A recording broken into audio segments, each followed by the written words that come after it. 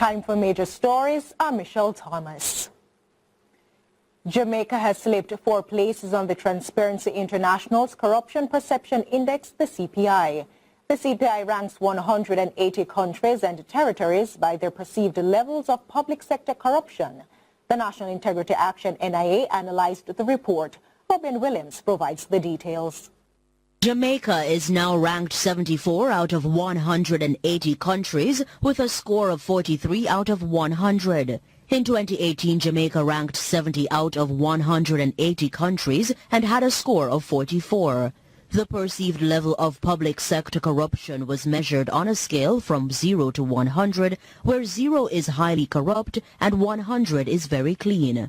Executive Director of the National Integrity Action NIA, Trevor Monroe, is refuting claims of influencing the score or ranking. CPI measures perception and not necessarily reality, because corruption generally comprises deliberately hidden illegal activities which only come to light in the context of scandals, investigations, or prosecutions. This year's analysis shows corruption is more pervasive in countries where big money can flow freely into electoral campaigns and where governments listen only to the voices of the wealthy or well-connected individuals.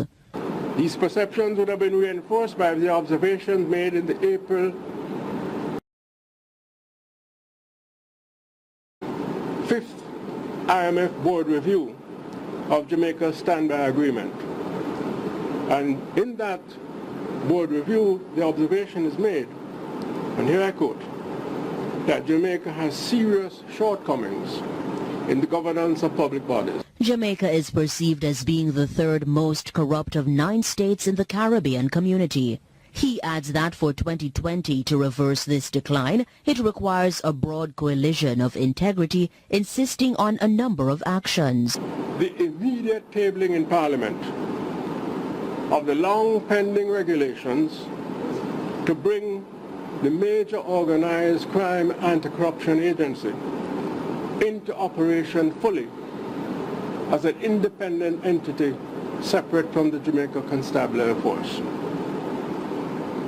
Secondly, the public disclosure as a matter of urgency of the Petrojam investigation report.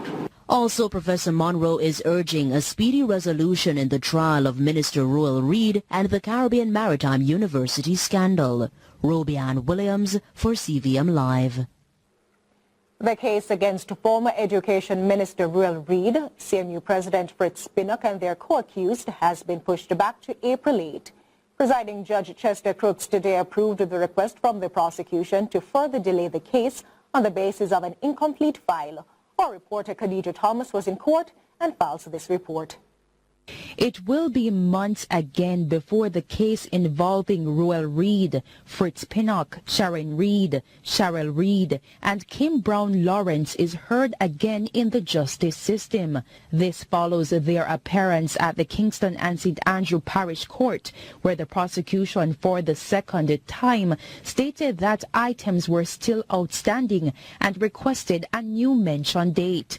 However, Hugh Wildman, the attorney representing CMU President Fritz Pinnock, was against this move and made an application for the case to be dismissed, citing that the prosecution had no information and the Financial Investigations Division had no power to make charges against anyone in Jamaica.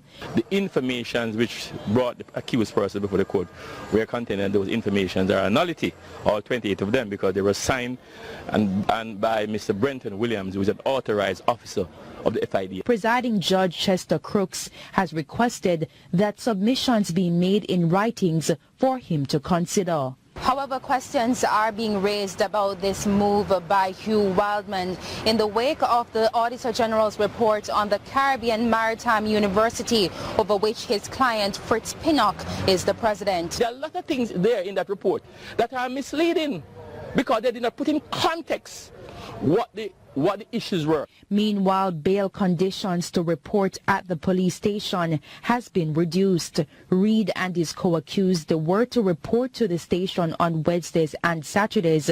Now it will only be on Wednesdays due to a successful appeal made by Wildman to the senior judge. Ruel Reed, Fritz Pinnock, and their co-accused are charged in connection with a multi-million-dollar major fraud and corruption probe linked to the Ministry of Education, the CMU, and other government entities falling under the portfolio responsibility of Reed. Prior to now, I was representing all three parties. We knew that was not going to sustain throughout this case. Now that I am representing Ms. Cheryl Reed alone, the allegations in relation to CMU and the report does not concern Ms. Cheryl Reed. Reed is now being represented by attorney Linda Wright, Sharon Reed by attorney Audrey Clark, and Cheryl Reed by Caroline Chuck. Khadija Thomas, CVM Live. Further concerns have been raised about the United States agenda in the Caribbean following Secretary of State Mike Pompeo's comments about Chinese investment in Jamaica. Speaking at the Caribbean Talk of the Town event at the Jamaica Pegasus Hotel on Wednesday, Pompeo made remarks which are not resting well with the Chinese community. Khadija Thomas tells us more. The U.S. Secretary of State Mike Pompeo's working trip to Jamaica has come to an end, but his departure has left many concerned, particularly about his statements on China. It's tempting to accept easy money from places like China. But what good is it if it feeds corruption and undermines your rule of law? What good are those investments if, in fact, they ruin your environment and don't create jobs for your people? The Chinese government has denounced Pompeo's statements. In a release, the spokesman for the Chinese embassy stated that it seems U.S. politicians cannot go anywhere without attacking China, tarnishing China's reputation, starting the fire, and fanning the flames and sowing discord. He goes further to note that Latin America and the Caribbean have the right to determine their own foreign relations, including trade and investment partners. In reviewing the U.S. Secretary of State's speech, the European Union's ambassador to Jamaica noted that Jamaica must carry out the necessary risk assessment when making investments. I'm extremely keen also to help Jamaica and the region in attracting foreign investments from European countries. As you know, we value partnership with this region, particularly with Jamaica in particular, hugely. Her sentiments, however, were not shared by Nicaragua's ambassador to Jamaica. She believes that nothing new was said. We have people who really want to work to develop and be your own. So I really think that the speech was nothing different. Khadija Thomas, CVM Live. The People's National Party is continuing their campaign trail, which recently took them to Notre Bay in St. Mary. As a show of unity, the All-Island tour started on January 16 and is aimed at gathering support ahead of the next general election. Robin Williams has the highlights. Prosperity reach you? No! Prosperity reach you over there? Leader Dr. Peter Phillips affirms that the People's National Party stands strong and ready. Speaking to the people of Southeast St. Mary, Phillips says the motive is to oust the Jamaica Labour Party as the PNP is a better alternative. Our mission is to put in place a government of the people, a government for the people, a government that put the people's interests first. The next general election is constitutionally due in 2021 but is highly speculated to be called earlier. Phillips adds that the crisis of the country has gotten deeper and only a handful of the population is feeling the so-called prosperity. Whether it's crime, whether it's the economy, whether it's the absence of prosperity, whether it's the fact that the country is more and more divided between a few who have too much and the majority who can't, and still the government have no plan. Still them keep dealing with state of emergency after state of emergency, while them not pay the police, them not give them even the food where the police forget to do the extra duty. Everybody has suffer. Dr. Phillips says a PNP government will make the people the heart of the system. Robianne Williams for CVM Live.